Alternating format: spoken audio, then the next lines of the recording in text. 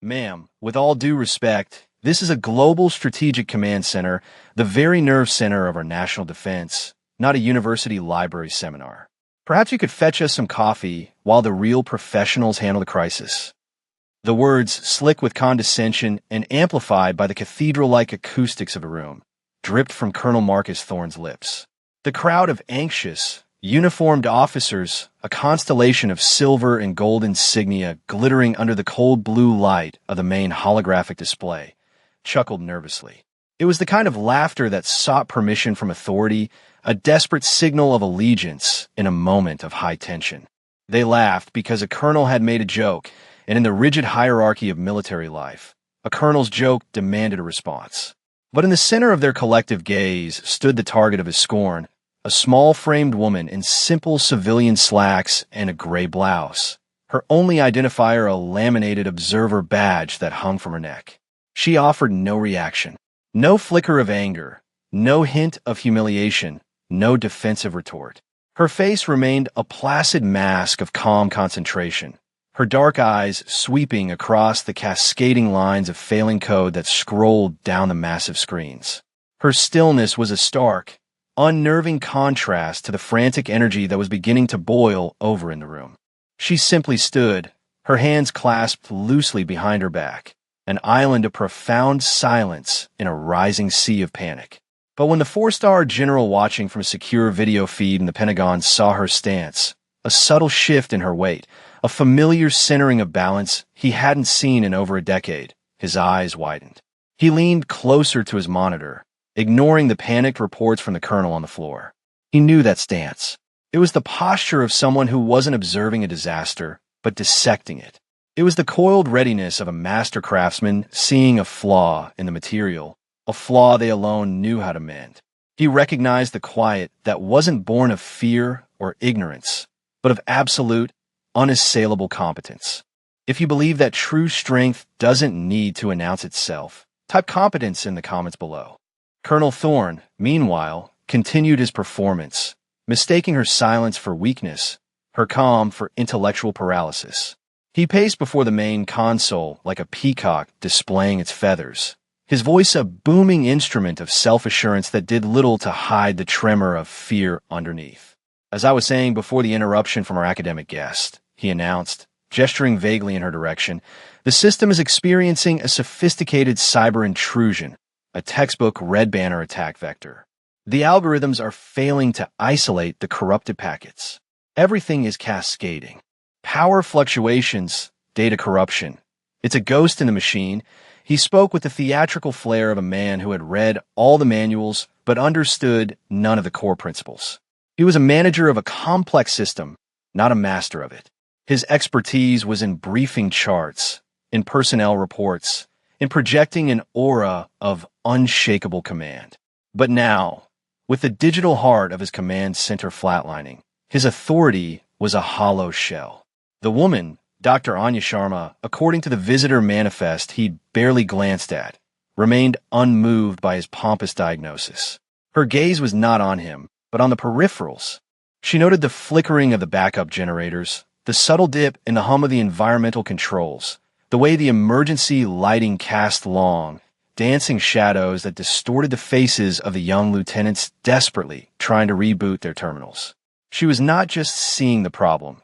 She was inhaling the entire environment, sensing its rhythms, its weaknesses, its soul. Thorne's prejudice was a shield against his own inadequacy. He saw her civilian clothes and saw a lack of discipline. He saw her gender and saw an outsider in a world he considered exclusively his own. He saw her silence and heard ignorance.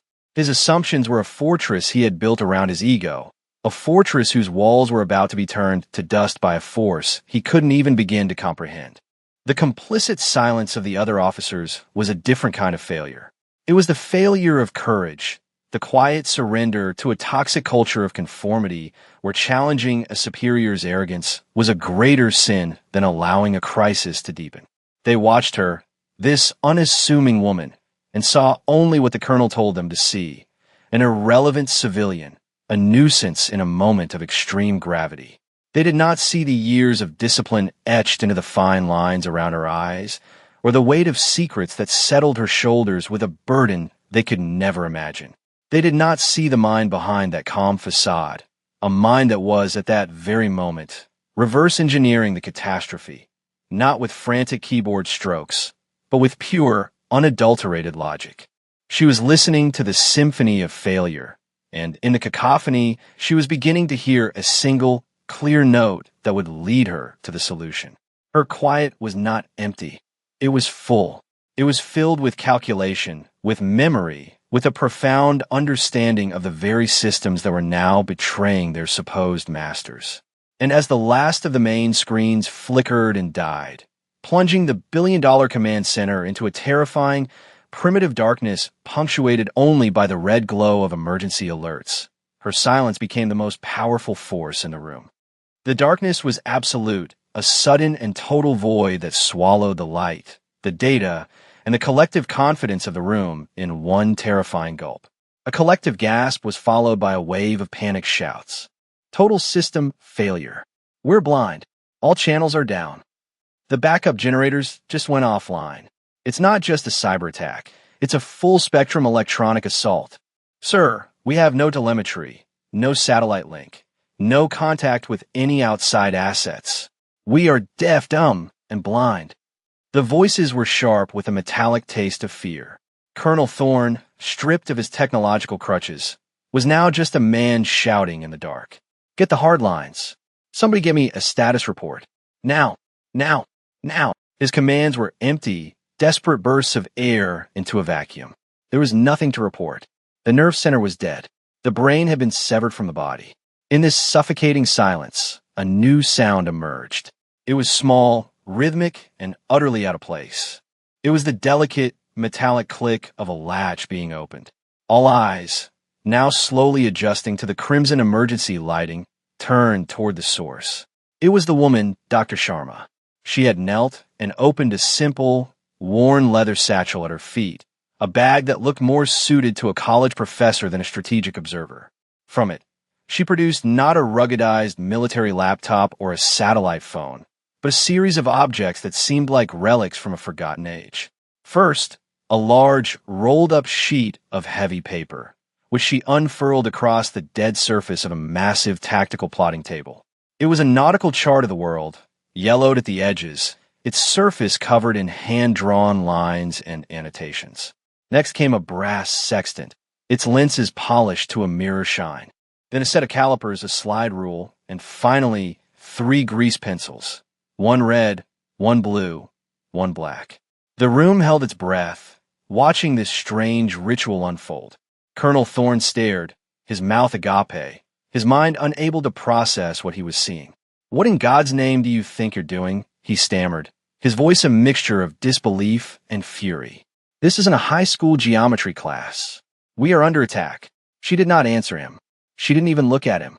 Her focus was absolute. Her movements were a study in practiced, methodical efficiency, a fluid dance of purpose that stood in stark defiance of the surrounding chaos. Her hands, which Thorne had imagined were suited only for holding a coffee pot, moved with the steady, confident grace of a surgeon or a concert pianist. She laid the chart flat, weighing its corners down with spare power cells from a dead keyboard. Her fingers traced a line across the Pacific Ocean, her lips moving silently, making calculations. She picked up the blue pencil. The only sound in the vast, dead room was the soft, rhythmic scratch of wax on paper. It was a sound of pure, analog creation in the tomb of a digital world. The young officers watched, mesmerized. They had been trained to trust processors, to rely on algorithms, to interpret data streams. They were digital natives, fluent in a language of technology that had just been rendered extinct. What they were witnessing was a kind of magic of forgotten art. They saw her consult a small, dog-eared book of tables, her finger sliding down a column of numbers. She made a mark on the chart. She used the slide rule, its central bar gliding smoothly back and forth, to perform a calculation that their now useless supercomputers would have taken microseconds to solve. But the computers were dead, and she was not. She was alive with a knowledge that was timeless, a competence that required no electricity, no network, no satellite uplink. It required only a map, the stars, and the unwavering power of the human mind. The crisis was a simulated one, a final, brutal test of the command center's resilience. But the participants didn't know that. To them, the threat was real. A flight of simulated hypersonic missiles had been launched from an enemy submarine, their trajectory masked by the electronic warfare attack. They had 90 seconds to calculate a countermeasure and transmit the launch codes to a friendly Aegis destroyer. Thorne's team had 90 seconds of pure, blind panic. Dr. Sharma had 90 seconds of calm, focused work. She drew a line with a red pencil, an intersecting arc. She made a final calculation, checked it once, and then, with the black pencil, she circled a single point in the middle of the South China Sea. She then tore a small corner from her map, wrote a string of 7 numbers on it, and walked over to a small, dusty panel on the far wall, a panel no one had touched in years. It was labeled Emergency Acoustic Modem, Hardline to Fleet Command. It was a relic, a last-ditch communication system that sent data through the physical copper wire as a series of audible tones, a technology so obsolete it was invisible to modern cyber attacks. She keyed in the numbers. She looked up at the large mission clock, which was running on a simple battery backup. With 10 seconds to spare, she pressed transmit, and then she stepped back, her work done. The room remained plunged in a deafening, expectant silence. The only light in the cavernous command center was the faint, ghostly green glow from the mission clock's battery-powered display. The seconds ticked by with agonizing slowness. 10 seconds. 20. 30. The silence was no longer just an absence of sound. It had become a physical presence, a heavy blanket of dread and uncertainty. The air was thick with the smell of ozone from the fried circuits, and the unspoken question hanging in every mind. Had it worked? Was this woman a genius or a fool? Colonel Thorne stood frozen, his face a mask of conflicting emotions. His arrogance was at war with a dawning, terrifying suspicion that he had made a catastrophic misjudgment. He opened his mouth to say something, to reassert his authority, but no words came. His entire world, built on the certainty of digital supremacy, had been shattered in less than 3 minutes by a woman with a pencil and a piece of paper. He was a king whose castle had vanished, leaving him naked and powerless before his subjects. Then, a new sound cut through the tension. It was a crackle, followed by a tinny, distorted voice emanating from the ancient acoustic modem speaker. Command, this is Aegis Destroyer Olympus. We copy your transmission. Trajectory solution received and locked. Firing solution confirmed. We have a lock. I repeat, we have a lock. Target neutralized. Splash confirmed. Mission successful. A collective, explosive sigh of relief swept through the room. The tension broke like a fever, replaced by a wave of stunned, breathless disbelief. Officers turned to look at each other, their faces illuminated by the dim red light, their expressions a mixture of awe and confusion. They turned back to the woman, who was now calmly folding her paper chart, her expression as serene and unreadable as it had been from the very beginning.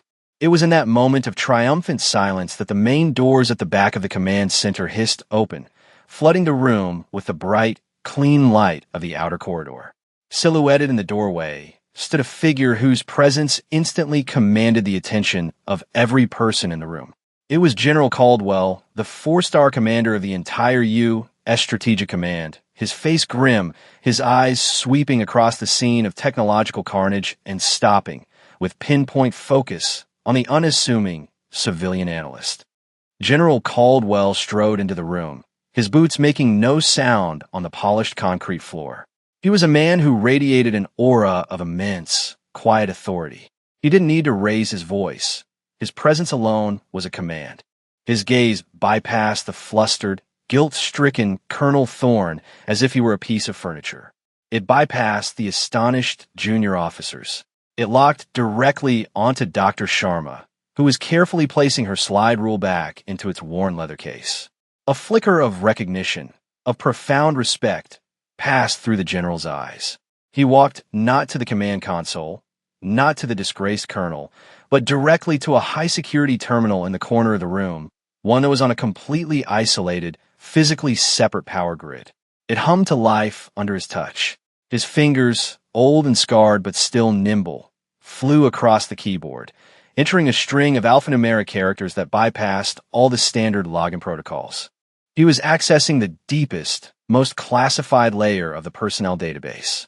The screen flickered, displaying a single, heavily redacted file. The name read, Sharma, Anya. Colonel Thorne, drawn by an irresistible impulse, moved to stand behind the general, peering at the screen. What he saw made the blood drain from his face. The file was not that of a civilian analyst from university think tank. It was the service record of a ghost, a legend whispered about in the highest echelons of the intelligence community, but never seen. He read the words, and each one was a hammer blow to his ego.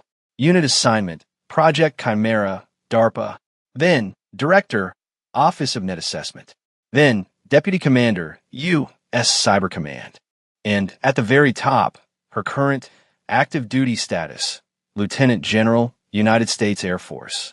The list of her credentials scrolled down the screen, a litany of impossible achievements.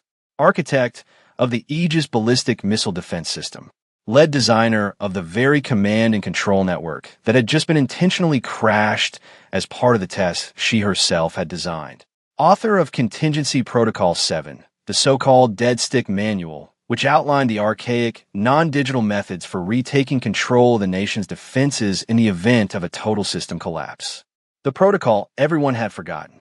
The protocol everyone had dismissed as irrelevant. The protocol she had just executed flawlessly from memory. Thorne felt a wave of nausea. The woman he had publicly mocked, the woman he had condescendingly offered to fetch coffee, was not just his superior officer. She was a 3-star general, a living legend in the world of strategic defense, and she outranked him by 2 full grades. The irony was crushing, a physical weight that made it hard to breathe. He remembered his words, while the real professionals handle the crisis, and wanted the floor to swallow him whole. He looked over at her. She was now wiping the grease pencil marks from her chart with a soft cloth, her movements still patient, still deliberate, as if she were completely unaware of the devastating revelation unfolding behind her. General Caldwell turned away from the screen. He faced the room, his expression like granite. For the past hour, he began, his voice low but carrying to every corner of the vast space. You have been participants in the Ghost Protocol exercise, a final exam scenario designed by Lieutenant General Sharma to test the absolute limits of this facility and, more importantly, its personnel. He paused, letting the weight of her rank settle over the stunned officers. The scenario was designed to simulate a total spectrum attack that would render every piece of advanced technology in this multi-billion-dollar facility completely useless. It was a test of the human element, a test of your resourcefulness, your adaptability, your courage in the face of the unknown. His eyes found Colonel Thorne, and they were as cold and hard as chips of ice. It was also a test of your assumptions, he said, the words cutting through the air like a scalpel.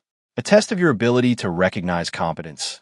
Regardless of the vessel in which it appears, he then did something that sent a shockwave through the room. He turned to face Lieutenant General Sharma. He drew himself up to his full height, his back ramrod straight. In a gesture of profound, unambiguous respect, a gesture a 4-star general typically reserves for the president or a Medal of Honor recipient, he snapped a perfect, ceremonial salute. "Ma'am," he said, his voice ringing with an authority that cemented the new reality. "Your command center is secure. Request permission to stand down." Anya Sharma looked up from her chart, her calm, dark eyes meeting his. She returned the salute with a simple, efficient nod. "Permission granted, General," she said. Her voice was quiet. It was the loudest thing anyone had ever heard. The story of what happened in the darkened command center spread not like wildfire, but like an electrical current passing through a conductive medium. It traveled instantly and silently along the invisible wires of military gossip, through encrypted chat logs, hushed conversations in sterile corridors, and late-night talks over lukewarm coffee in barren mess halls. Within hours, everyone from the airmen on the flight line to the intelligence analysts in secured facilities knew. They didn't know all the classified details, of course, but they knew the core of it, the part that mattered. They knew that Colonel Thorne, a man known for his polished boots and even more polished arrogance, had publicly humiliated a quiet civilian woman who turned out to be a three-star general. They knew that when every billion-dollar system failed, she had saved the day with a map, a pencil, and a knowledge that ran deeper than any circuit board. The legend was born. They called her the Ghost General. They called her Dead Stick Sharma. The analog tools she used became objects of reverence. The dusty acoustic modem panel was encased in a glass box, a small brass plaque affixed beneath it that read, "The Sharma Protocol." The tale became a modern military fable, a cautionary story told to cocky young lieutenants fresh from the academy. It was a story about the danger of assumptions, a powerful reminder that the most formidable weapon in any arsenal is a well-trained mind, and that competence often wears the quietest camouflage. Colonel Thorne's transformation was as profound as it was public. He was not formally reprimanded. General Caldwell and General Sharma knew that the public humiliation he had inflicted upon himself was a far more effective punishment than any official censure. The following week, Thorne voluntarily enrolled himself in the most basic land navigation course offered on the base. He was seen sitting in a classroom, a full-bird colonel surrounded by teenage privates, hunched over a topographical map with a compass and a protractor, his face a grim mask of concentration. He struggled. He was clumsy with the tools. He got lost during field exercises. But he never quit. He showed up every day, an hour early, and stayed late, asking the young instructors questions, his voice devoid of its former booming arrogance, now quiet, respectful, and genuinely hungry for knowledge. He was learning, from the ground up, the fundamental skills he had long ago dismissed as obsolete. He was deconstructing his own pride, piece by painful piece, and rebuilding himself into a better officer, a more humble leader. One afternoon, months later, Lieutenant General Sharma was walking through a training annex when she passed the classroom where Thorne was now teaching a class of his own officers. He stood before them, not with a laser pointer and a PowerPoint presentation, but with a grease pencil and a large paper chart. He was explaining the principles of celestial navigation, his voice steady, his explanations clear and concise. He looked up and saw her standing in the doorway, watching. For a moment, the old shame flickered in his eyes, but it was quickly replaced by something else, a quiet look of gratitude. She gave him a single, almost imperceptible nod of approval before continuing on her way. That simple, silent gesture of acknowledgement from the woman he had wronged was, for him, a greater commendation than any medal he had ever received. The event created more than just a legend. It created a tangible change in doctrine. The Sharma Protocol was integrated into the training curriculum for every strategic command officer. Analog skills were no longer a historical footnote. They were a mandatory core competency. Training exercises now regularly included lights-out scenarios, forcing officers to abandon their reliance on technology and depend on their own intellect. The culture began to shift, slowly but surely. The value of quiet competence began to outweigh the allure of loud confidence. Officers were promoted not just for their administrative skills, but for their proven ability to solve complex problems under pressure. The focus shifted from managing systems to mastering principles. A photograph taken by a security camera in the moments after the lights came back on in the command center became an iconic image. It showed a small woman in civilian clothes calmly folding a map while two of the most powerful generals in the armed forces, Caldwell and a visiting chairman of the Joint Chiefs, looked on with expressions of undisguised reverence. The photo was framed and hung in the lobby of the National War College, a silent, constant reminder for every future leader who walked those hallowed halls. It was a picture that spoke 1,000 words about respect, humility, and the true nature of power. Legacy, it seemed, wasn't just about the systems you build. It was about the knowledge you preserve and the culture you inspire. Years passed. The story of Dead Stick Sharma became institutional folklore, a foundational myth for a new generation of officers who had been trained from day one in both digital and analog arts. At the entrance to the newly christened Sharma Strategic Training Annex, a bronze plaque was installed. It did not list her countless medals or her high-power positions. It was engraved with the condescending question Colonel Thorne had asked her all those years ago. Perhaps you could fetch us some coffee while the real professionals handle the crisis? Beneath it, a simple, powerful inscription read, "Assumptions are the enemy of readiness." Competence is the ultimate authority. New recruits would touch the plaque for good luck before their final simulations. It was a ritual, a physical connection to the lesson that had been learned in darkness and silence.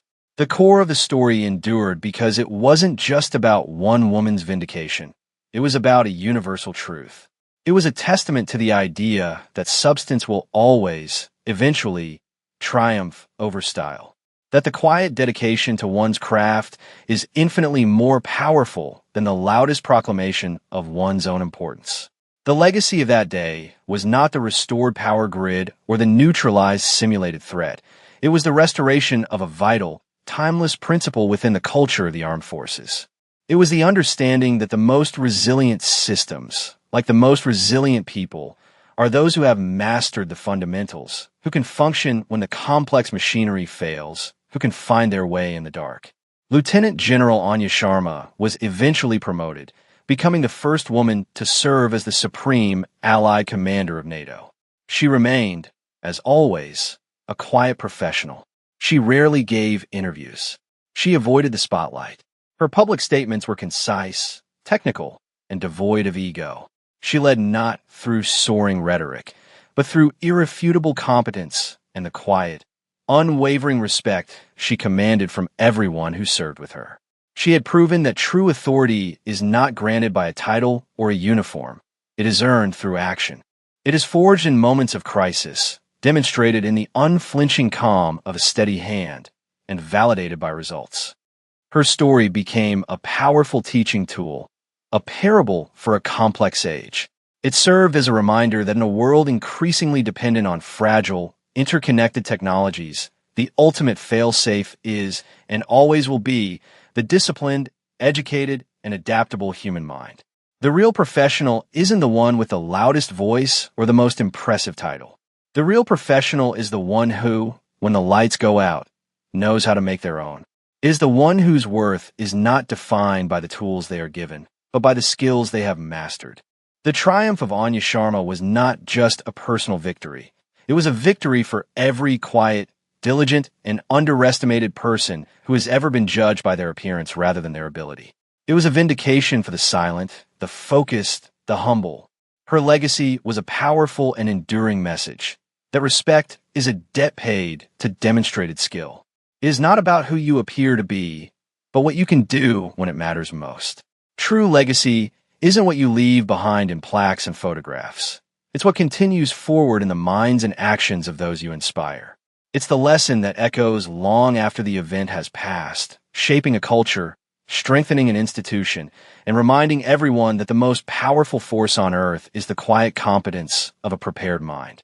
For more stories where quiet competence triumphs over loud arrogance, and where silent strength defines true worth, subscribe to Unknown Heroine Tales.